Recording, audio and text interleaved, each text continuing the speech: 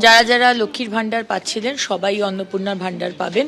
1 June থেকে bank অ্যাকাউন্টে ঢুকে যাবে। নমস্কার বন্ধুরা, যুব শক্তি প্রকল্প এবং অন্নপূর্ণা ভান্ডার প্রকল্পের বড় আপডেট। দেখো, অন্নপূর্ণা ভান্ডার প্রকল্পের যে 3000 টাকা সেটা কিন্তু জুন মাসের 1 তারিখ থেকে 5 তারিখের মধ্যে প্রত্যেক মা বোনদের অ্যাকাউন্টে পাঠিয়ে দেওয়া হবে। যারা আগে লক্ষ্মী ভান্ডার প্রকল্পের 1500 টাকা এবং 1700 টাকা পেত, তাদের প্রত্যেকের অ্যাকাউন্টে 3000 টাকা পাঠিয়ে দেওয়া হবে। এর সাথে যুব শক্তি প্রকল্পের টাকা তোমাদের ব্যাংক অ্যাকাউন্টে কবে ঢুকবে সেটাও কিন্তু আমি বলবো, কারণ তোমরা এই যুব শক্তি প্রকল্পের টাকা কবে ঢুকবে এই নিয়ে তোমরা ম্যাক্সিমাম কিন্তু আমাকে জানতে চেয়েছো।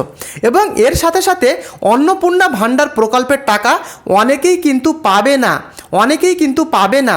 তো কারা অন্নপূর্ণা ভান্ডার প্রকল্পের টাকা পাবে না, কারা পাবে, আবার কাদের নতুন করে অন্নপূর্ণা ভান্ডার প্রকল্পে টাকা পাওয়ার জন্য নতুনভাবে ফর্ম ফিল আপ করতে হবে, সম্পূর্ণ ভিডিওতে বলা থাকবে।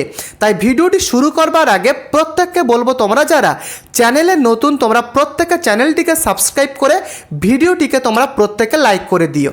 দেখো, মাননীয় মুখ্যমন্ত্রী শুভেন্দু অধিকারী মহাশয় তিনি পরিষ্কার জানিয়েছেন, লক্ষ্মীর ভান্ডারের টাকা যারা আগে পেত সেটা চেঞ্জ করে অন্নপূর্ণা ভান্ডার প্রকল্পের 3000 টাকা করে যে টাকা সেটা কিন্তু প্রত্যেক মা বোনদের অ্যাকাউন্টে জুন মাসের 1 তারিখ থেকে 5 তারিখের মধ্যে ঢুকিয়ে দেওয়া হবে এবং এটি কিন্তু তিনি জানিয়েছেন। তো বন্ধুরা, এর সাথে সাথে অনেক মা বোনেরা কিন্তু এই যে অন্নপূর্ণা ভান্ডার প্রকল্পের টাকা সেটা কিন্তু পাবে না। কারা পাবে না?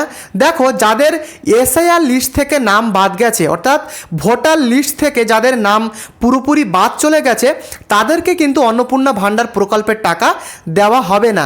পরিষ্কারভাবেই অগ্নিমিত্রা পাল, যিনি বিজেপির বড় প্রার্থী, তিনি কিন্তু বিভিন্ন মিডিয়াতে তিনি পরিষ্কার বলেছেন, যাদের এসআইআর লিস্ট থেকে নাম বাদ গেছে তাদের টাকা দেওয়া হবে না। এবং যারা ভারতীয় নাগরিক না, যারা বাইরে থেকে এসে যারা আগে টাকা পেত, তাদেরকে কিন্তু এবারে আর টাকা দেওয়া হবে না। তো এরা কিন্তু টাকা পাবে না অন্নপূর্ণা ভান্ডার প্রকল্পের টাকা। এর সাথে সাথে অগ্নিমিত্রা পাল তিনি আরও জানিয়েছেন, যারা লক্ষ্মীর ভান্ডার প্রকল্পের টাকা আগে পেয়েছে 1500 টাকা বা 1700 টাকা, তাদেরকে কিন্তু টাকা ফেরত দিতে হবে। কাদেরকে ফেরত দিতে হবে?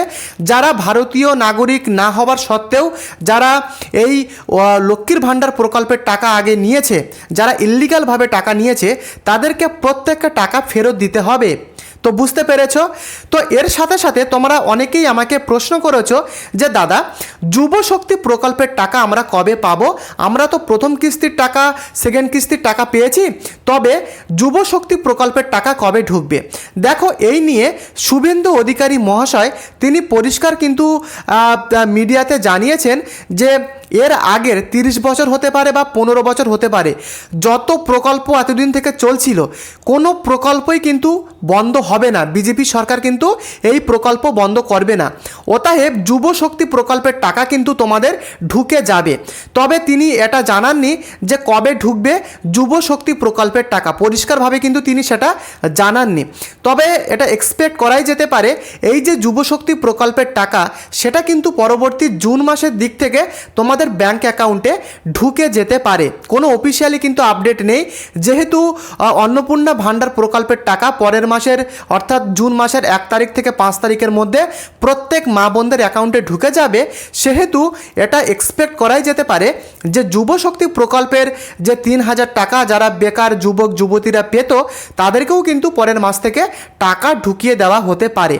তো এই কিন্তু অন্নপূর্ণা ভান্ডার বা যুব শক্তি প্রকল্পের বড় আপডেট।